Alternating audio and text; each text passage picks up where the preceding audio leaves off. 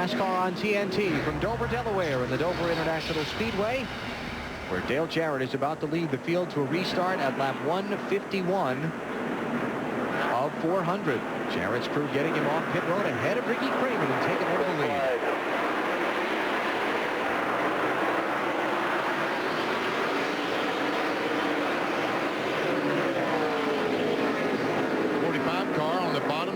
Red and black car, Kyle Petty a lap down, as is the 25 of Joe Nemechek.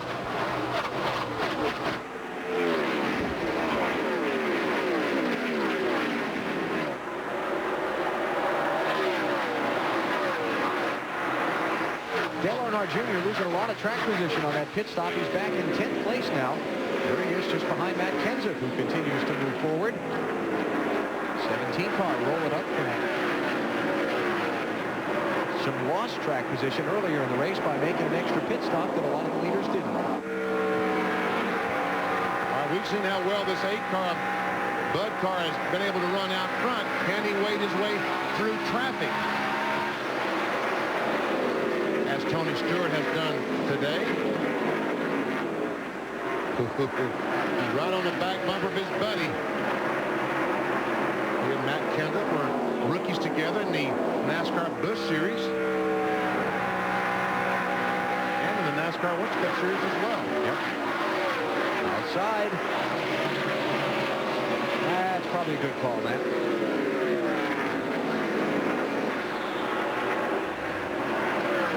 So Matt was already loose, so I'm sure having Dale on the bumper wasn't helping there.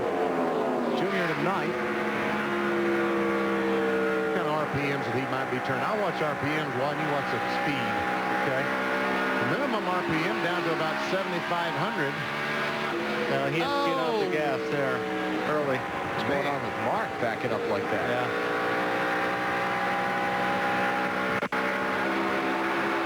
I will try this again. On the inside of Rudd, still pretty good. But he's right. He's only turning 8,800 RPMs. That was what he was telling his crew earlier, that felt like they might not have the proper gear in the car, needed to turn some more RPMs. On board Ricky Rudd just behind Dale Jr. Whoever went out on that pit stop with Dale Jr.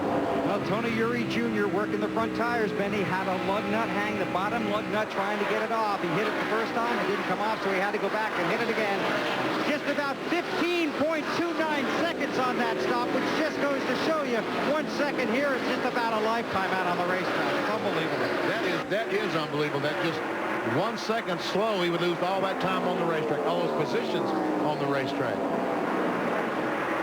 That was at lap 148, so Junior now falling back to 10th. Now he's worked his way back up to 7th. And next ahead of him will be Rusty Wallace in the 2 to pick up the 6th spot. Let's talk about what happened to Mark Martin there a minute ago. I guess he just saw the Junior Express coming and did a wave by. Pulled over and said, "You go right ahead, sir." Steve Park in the 1, 32nd place, 1 lap down. That Junior's working on there.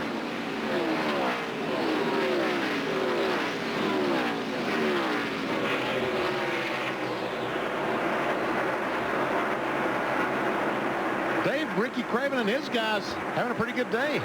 They are having a great day. One thing I didn't get a chance to mention during his pit stop was that he thought he had a right front vibration with the tire. It didn't turn out to be the tire. This is his right front tire. If you're at the front of the car, the tire leans in like this.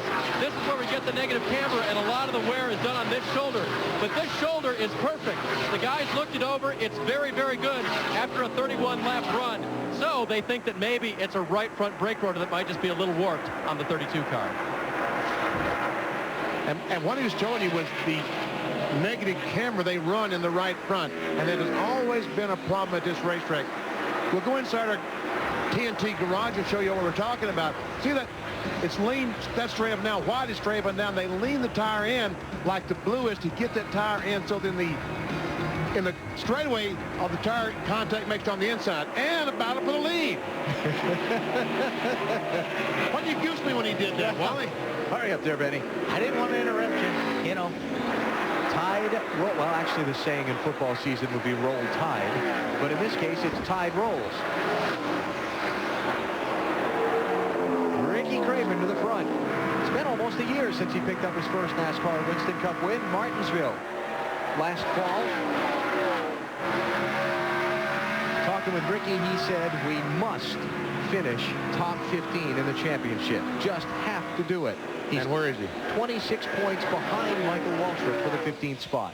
All right, now then, let's go back to this garage once again and show you what we're talking about by negative camber. Go inside the TNT car. Wide and straight up and down. You see they lean the tire in. That's like the blue. And what happens down the straightaway, you run the tire right on the inside. The theory is when you get to the corner and the tire comes out, as you put the pressure on it, you get the full contact across the tire. But here they try to lean them in a little bit too much, and that inside tire stays hot all the time, and it doesn't get the full contact on the entire tire. All right, hurry up, Benny. We got to go to break. You done now? No, you better hurry. Get back before Tony Stewart passes the 88 car. All right, well, let's do it then. Stewart trying to close in on Jarrett for second. Both of them trying to close in on Craven for the lead. And we're closing in on halfway here at Dover.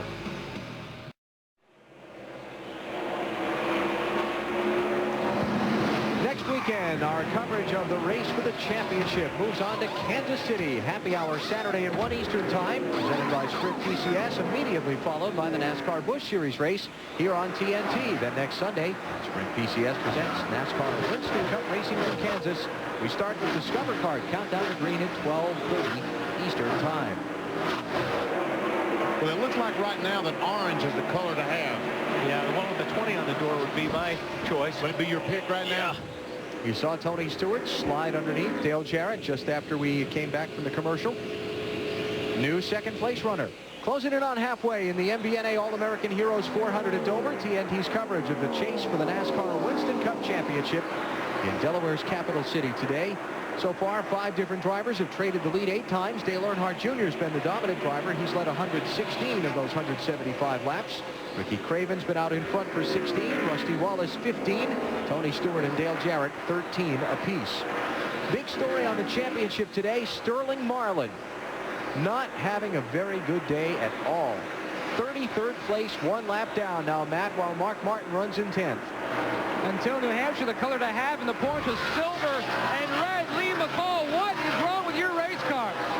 Well, we started off the race real tight, and you know, made quite a few adjustments on that first stop, and actually got a little better. Actually got it on the free side, so we tightened it back up, and we're basically looking for some grip right now. So we'll keep working on this course like that, and you know, hopefully by the end of the day we can get back on the lead lap and you know, just get as possible. So we're not giving up yet. They only had 1 top 5, so his last top 5 here at Dover was in 1990. This is the car he grabbed the points lead with. Marty Neer hoping to get it back today. Conversely, his championship rival Mark Martin is cruising around the racetrack. Just put Joe Nemechek another lap down. He's running in the 10th position, and Mark is pretty happy with the race car. The problem for Mark, his car is not very good at the beginning of a run. It's very good at the end of the run, so he gives up a lot of time, but he does make it up later on that run. Alan? And Jeff Gordon, the other headline maker in the championship today, came into the race 5th in points, but was involved in a crash at lap 67, and he spent 56 laps in the garage getting repairs. He's back in 40th place. Pretty strong move there by Jimmy Johnson. That's the guy that's 3rd in the championship hunt. Just took over the 3rd position from Dale Jarrett. As they stand now. Well, he was leading the last time. Jimmy Johnson, the 48, was leading the last time we saw that, so you can see just how quickly things change when points are this close. Can you imagine if this goes down to Homestead like that, how much fun that day's going to be? We can do that every lap, Yeah. just have it change. How about 48, Matt? Well, Alan, he was explaining to his crew chief Chad Canals just how this racetrack has changed since the final practice session on Saturday. He said it's hard to explain. The car was perfect in happy hour, and now since the track has changed, we're really chasing this race car. It's been tight most of the day, and that's where he is right now. He's just a little stuck. He still needs a little more help. They've had great pit stops. Right now, though, he's just trying to ride and bide his time. But they were joking around this morning. Remember we mentioned about how he had the sway bar in the spring, and they were trying to fake people out that they were going to change it? Well, Maybe they might should have done that. Jimmy was joking around, but he is right now in the second position, trying to make a move. Remember, he won here in June with this race car. The only thing changing there is his position on the racetrack, and it's going in a very positive direction. Johnson second, ahead of Tony Stewart, behind Ricky Craven, the leader at lap 180 here in Dover today. 140,000 NASCAR fans having a big old Sunday afternoon party. Yeah.